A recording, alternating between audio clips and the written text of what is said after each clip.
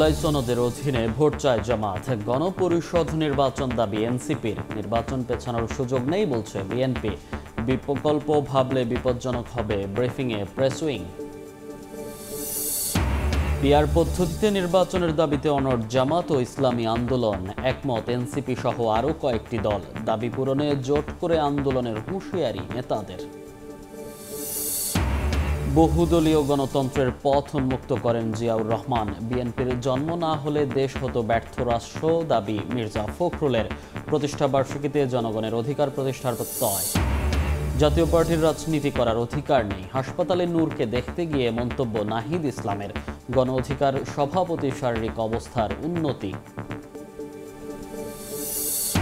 এবং স্থানীয়দের সঙ্গে শিক্ষার্থীদের সংঘর্ষে চট্টগ্রাম বিশ্ববিদ্যালয়ে চলছে ১৪৪ ধারা।